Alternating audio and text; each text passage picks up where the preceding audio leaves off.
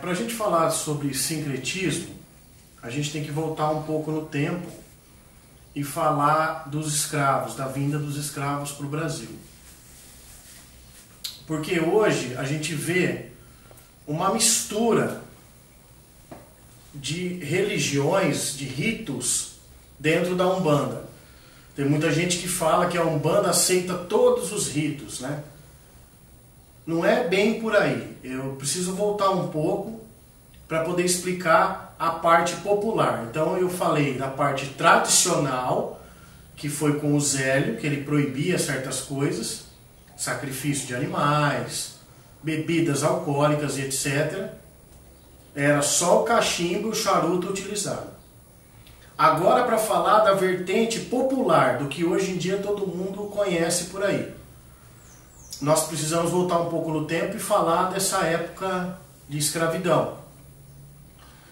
Diferente do que algumas pessoas pensam, o negro ele não foi pegado a laço e jogado assim pelos portugueses lá na África. Pelo contrário, os portugueses foram até lá e negociaram com os próprios reis africanos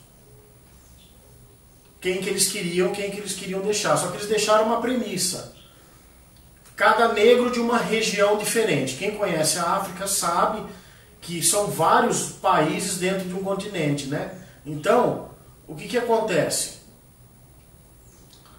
Teve negro da Angola, teve negro da Nigéria, negro de Guiné, enfim. Cada um vem com sua religião, com a sua forma de pensar. Quando eles chegaram no Brasil, todos eles foram colocados dentro de um lugarzinho. Às vezes tinha um que não sabia nem o que o outro estava falando, pelo dialeto ser diferente. E um vinha com uma forma de cultuar os seus deuses. Deuses iorubás, deuses do panteão africano. Então o que acontece? O negro vinha com uma região, por exemplo, onde se cultuava Ogum, o orixá, os orixás. Então ele colocava Ogum como o orixá das colheitas, dos ferros, dos metais e etc. O outro tinha mais fé em Obaluaê, que é para eles lá o orixá das doenças, das causas de doenças impossíveis e etc. O outro tinha em Oxalá, enfim. Quando eles faziam as festividades dentro da senzala, o Brasil era colonizado por Portugal. Os jesuítas, os padres jesuítas, eles obrigavam você a ser católico, você crer no que a Bíblia teoricamente falava. Então o que acontece? O índio ele não aceitava essas condições. Então ou ele fugia e era morto quando ele fugia, ou ele se matava dentro da própria senzala. Então trouxeram os negros e os jesuítas falaram: é o seguinte, se vocês querem cultuar esses deuses aí, vocês vão apanhar, vão sofrer no tronco até serem catequizados e acreditar na nossa religião. Então o negro ele se via numa situação que ele falava: poxa vida, eu não posso nem cultuar o meu orixá, eu vou começar a aprender os deuses deles, né? Porque se vocês pararem para pensar, o católico ele tem nos santos o que os negros têm nos orixás. Em São Jorge, São Sebastião, enfim. A fé deles é tanta semelhante ao que o negro tem nos orixás, né? Então o negro ele olhava ali o que um santo tinha de característica parecida com o seu orixá, e ele falava: não, quando eu estou falando de Ogum, eu estou falando de São Jorge. Quando eu estou falando de São Sebastião, eu estou falando de Oxóssi. Foi aí que surgiu o sincretismo no Brasil. É dessa forma que se surge o sincretismo. Então dentro das estátuas tinha lá um fundamento de orixá deles, né? E então eles cultuavam ali por cima. Na frente do branco eles falavam assim: salve São Jorge, quando na verdade eles queriam falar salve Ogum. Então é assim que se surge o sincretismo. E no Brasil que nasce o candomblé com as mulheres, né?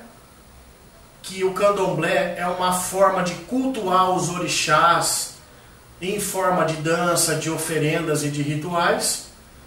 Ele surge nessa forma. Quem dança para o orixá era a negra, que era chamada de samba. Olha só como as coisas vão ligando uma com a outra. A negra chamada de samba era aquela que tinha permissão de dançar para o orixá. Quem entregava as comidas para os orixás eram as mulheres. Então se surgiu o candomblé ali na Bahia, ali, onde tem a maior concentração de negros do Brasil. Dentro do candomblé, aliás, antes do candomblé brasileiro, você tinha a pagelança dos índios, que foi misturado junto com alguns brancos e outros negros, que se deu o culto da Jurema e do Catimbó. O Catimbó mais forte em Pernambuco e a Jurema mais forte no Amazonas ali, a Jurema Sagrada, que são aqueles rituais onde utiliza das bebidas. Da Jurema, ela é uma bebida, um vinho retirado da árvore da Jurema, preparado pelo pajé. Você toma, ele é semelhante ao Santo Daime, semelhante à ayahuasca lá peruana. E o catimbó você também toma da Jurema preta, que é um outro vinho de uma outra árvore. Então, esse grupo existia. Então veja o panteão de época. O panteão de época era um sincretismo católico forçado, um pouco de espiritismo, que estava vindo da França com força, nas famílias mais ricas, né? O catimbó, a Jurema, lá em Minas tem o Xangô, que era um toque de tambor. Então já existia tudo isso antes do ressurgimento da Umbanda. Já existia tudo isso na Bahia, já tinha manifestações de índios, de escravos. Não é que a primeira vez que se incorporou um índio, um escravo, foi na Umbanda. Já existia isso. Inclusive existia um caboclo chamado Curuguçu, que ele disse, ele era caboclo de uma aparelho feminina, de uma médium feminina, ele disse que ele estava preparando um campo para a chegada da verdadeira entidade que iria comandar o novo rito, que a gente sabe que é o caboclo das 7 encruzilhadas. Então quando a Umbanda ela tem um estopim gigantesco, todo mundo fala, poxa, lá no Rio de Janeiro e em São Paulo, eles estão criando uma religião que chama Umbanda, que deixa o preto velho baixar, que deixa o caboclo baixar. Essas pessoas do catimbó, da Jurema, do Xangô, do Toré, do Babassuelê, do candomblé, falou, vamos lá visitar, vamos ver como que é. Quando chegaram, se depararam com um ritual coeso, tranquilo, onde eles poderiam baixar suas entidades. Então eles foram iniciados, alguns iniciados pelo Zélio, outros por filhos do Zélio, mas quando eles voltaram para os seus locais, eles falaram, não, a gente sempre tocou atabaque, a gente vai deixar o atabaque aqui, a gente vai deixar uma imagem do santo aqui, a gente vai deixar a imagem de Jesus, a imagem de São Jorge. Então, o que é de popular surgiu assim. Eu vou falar uma palavra que vocês podem achar até um pouco pejorativa, mas virou uma salada. Misturou tudo. Misturou catimbó com Jurema, misturou Umbanda com catimbó, com candomblé. Então hoje você na Umbanda popular você tem tudo. Você tem elementos de Umbanda, você tem elementos de catimbó. O que são os elementos de catimbó? O baiano, o boiadeiro, o marinheiro, porque na verdade a linha de baianos também tem pernambucano, também tem, é um enfeixe, né?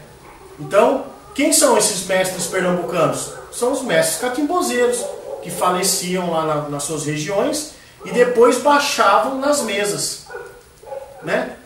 Então, você tem até uma linha em Pernambuco de Lampião, enfim, esse tipo de entidades, que hoje baixa nas umbandas ditas populares. Não tem a linha de baiano na Umbanda popular? Marinheiro, os marinheiros da costa da Bahia, né? Enfim, boiadeiros, os boiadeiros de lá. Os caboclos boiadeiros que eles falam, né? São esses caboclos de lá. Esses pessoal que trabalha na caatinga lá, que vive na caatinga lá. Porque a Umbanda tradicional, ela só manifestava Caboclo e Preto Velho. Ela não manifestava Exu, nem a criança, nem o baiano, nem o boiadeiro, nem o marinheiro, nem o cigano, que hoje em dia tem na popular. Então a principal diferença da tradicional para a popular é essa. E o Zélio também, por ser católico, a família católica, tinha no seu altar imagens de Nossa Senhora, de Jesus Cristo, de santos católicos. Então, na verdade, para se falar de sincretismo religioso, porque há esse sincretismo nas umbandas, na umbanda popular e na umbanda tradicional, é devido a essa época que os negros vieram para cá e forçadamente foram ter que ser catequizados e fingir, para não morrer, que o santo católico era o orixá dele.